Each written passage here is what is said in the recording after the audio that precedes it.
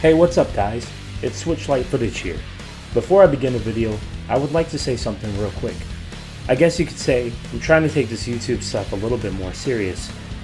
And simply because I feel like these games should be showcased a little bit more on a PS Vita.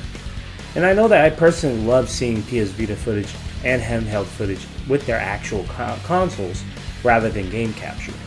With that being said, I've gained a lot of respect for YouTubers and just the amount of work that they put in just for any piece of content, honestly. So if any content creator or aspiring content creator is out there, just know I have a lot of respect for you, and thank you for keeping us all entertained. Now let's get into the video. In previous videos on my channel, I've touched a lot on Call of Duty Zombies and expressed my love for unique ideas. With that being said, today we're going to be looking at another unique take on Call of Duty Zombies with a port of Zombie Bound Reloaded. Well, I guess you could say it's kind of a homebrew, not necessarily a port. I feel like that's kind of disrespectful. With that being said, let's see what independent developer Hex Games has to offer.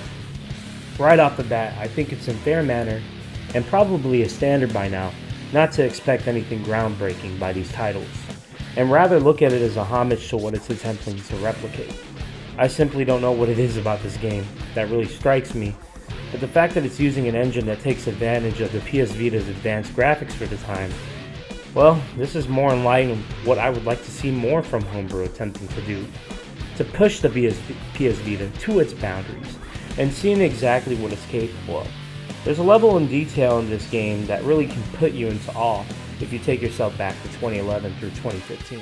Well, now that I touched on what the game looks like, I think it's time that we look at what this game has to offer. And really honestly, I think this is where the game falls short, not offering much of a variety in terms of maps and options. The game comes with 2 maps and the third unlockable map. However, I haven't figured out exactly how to quite unlock it.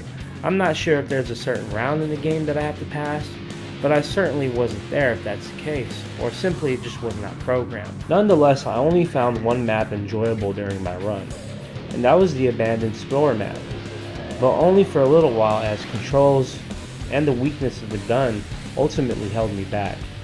You see, there's actually an option to purchase weapons in this game, but like I said, I don't know how to unlock these weapons, so you're pretty much stuck with your standard pistol and the 2 shotguns off the wall, unless you can figure out how to unlock those weapons on your own. You're going to quickly realize that these weapons are of no use, as they really don't inflict much pain, or damage for that matter, on these zombies, and you have to unload quite a bit to take these guys down. What's the benefit, you may ask? Well, I guess it's a fair trade-off. Since the zombies don't move so fast, I've only been able to get around to round 3 on the abandoned map before the controls took me out, and the lack of weapons after the shotguns, well, they're really not there. I just wish there was more in terms of options here. But again, it's a free piece of software. That should be benefit enough. Hell, as a matter of fact, it's a privilege to get this free software. Unfortunately, it's pretty much all down here from here.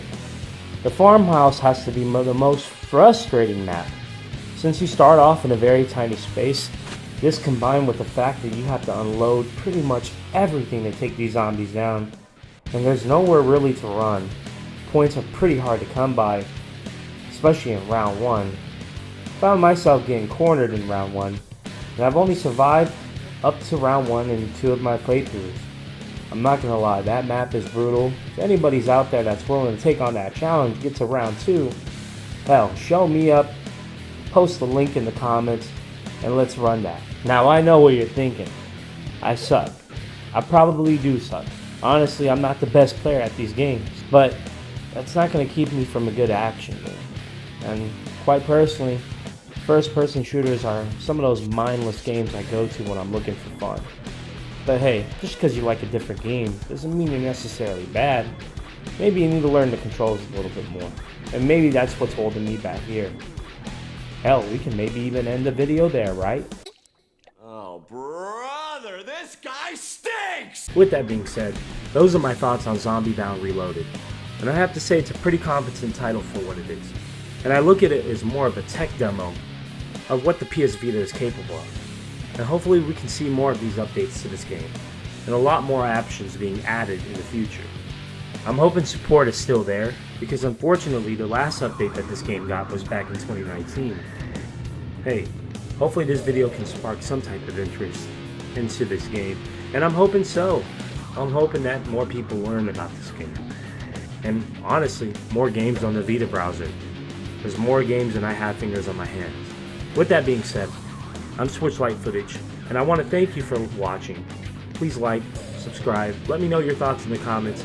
And again, thank you to all content creators. Peace out.